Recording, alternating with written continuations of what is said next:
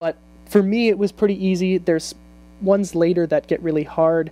The table tennis one is a real pain in the ass because it's like if you're not dead on balls accurate with that flick, you're going to be flicking them off the table, and you really have to rally the ball to the person and back. It gets to be a real pain in the ass, but it is a good game that gets you, I guess, really good and really accurate with the touchscreen on its own, though. Yeah. So. It's great for the gamer ADD. If you're like, me and Tom, we usually like put a game in, play for 3 minutes, we're like, I'm bored, and then I'll put another one in. It's like this game you can pop in, play for 5 minutes. And you've done 30 different things. Yeah, it's really fun for like a couple minutes, and then you take it out and you're done. And it's just it's super easy to get into, but it's really difficult to master. It says over 50 rhythm games. I've unlocked 20 of them, and out of those 20, I've aced, which is like a perfect score, 11 of them. And then with those points, you unlock other little things that you can do.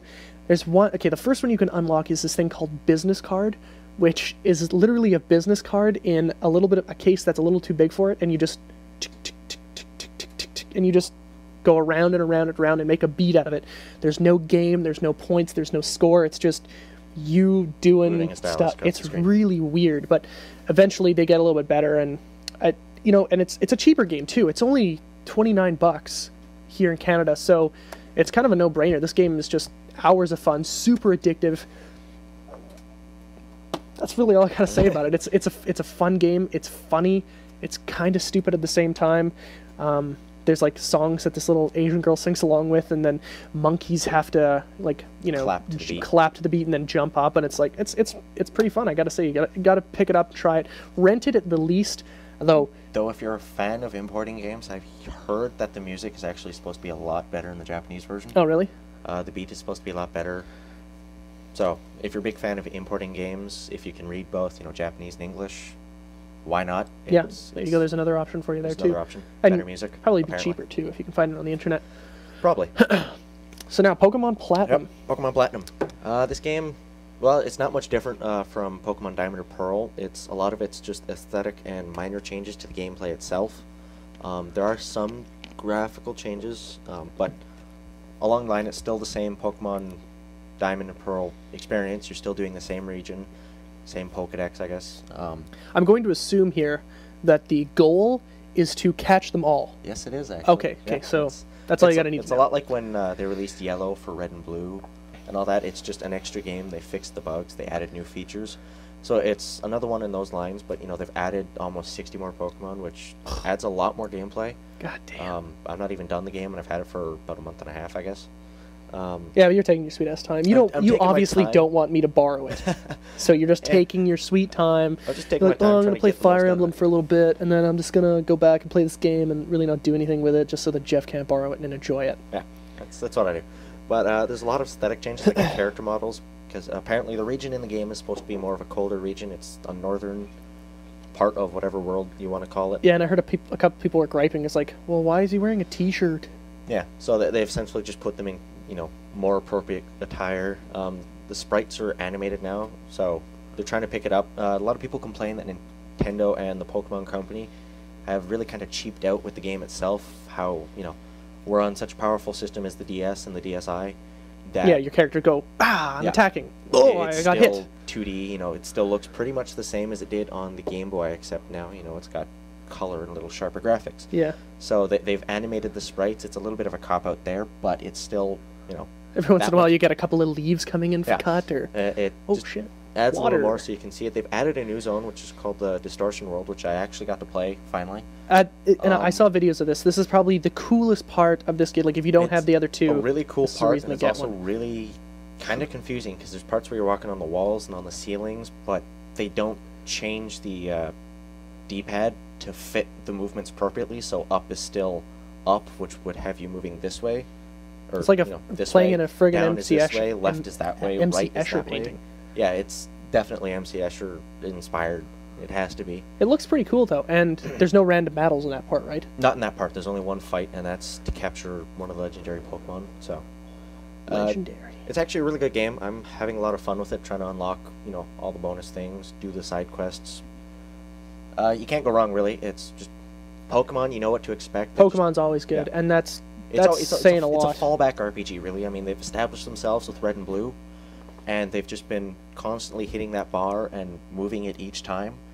For something that's been around for so long. I mean, what, Pokemon Red and Blue came out in 95? Yeah, 95. It's 14 years of Pokemon now. So. That's a long time, and people go ape shit over these games, and I've never picked up a Pokemon game and been disappointed.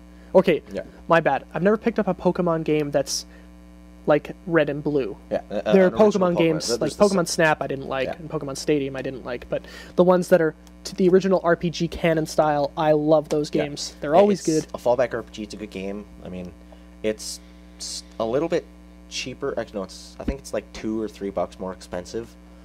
But I mean, you're getting at least, I'd say 5 hours of extra gameplay out of it. Yeah. Which is a huge bonus. So that's a lot of gameplay.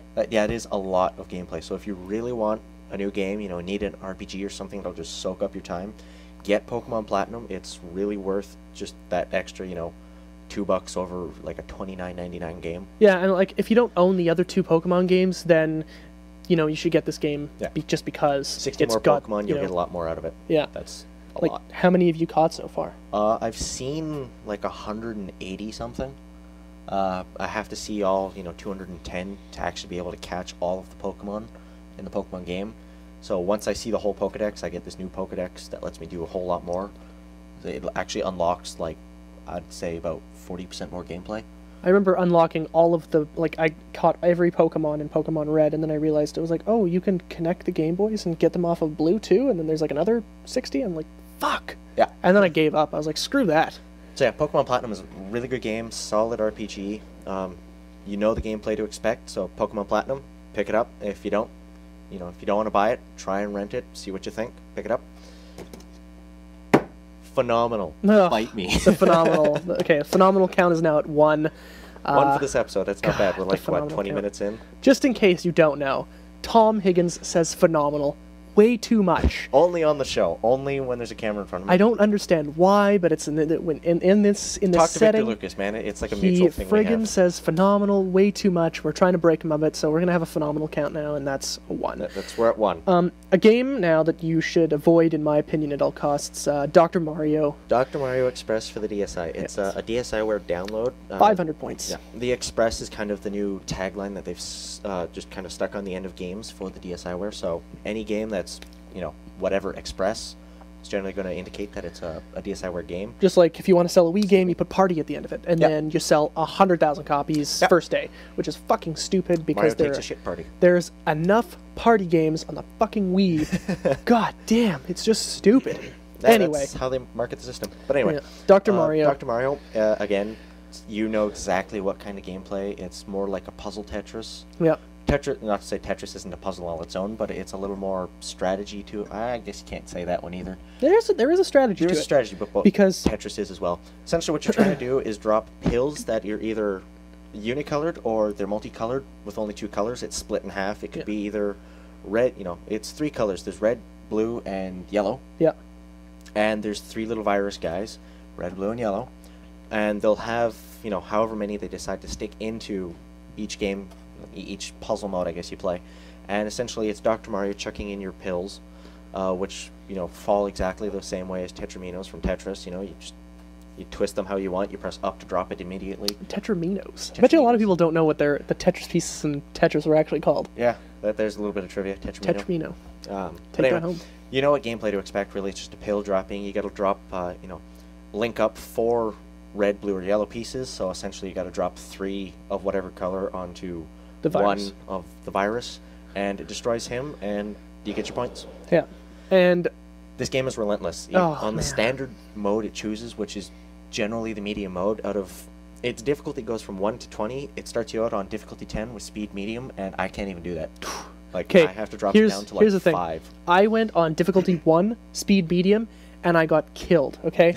Difficulty 1, speed slow, I Jeff beat isn't very it. bright either, so. I hate this game, and I've hated it since it was on the NES. I remember playing it, I was like, man, this is kind of fun, and then it just relentlessly beat the shit out of me as a kid. The only thing I like about this game is the music. The music is super catchy. It's got a pretty good beat to it, and it's kind of heavy at some points. Like it's not your generic, really bright, cheery Nintendo. It's kind of like a little bit of a heavier beat to it.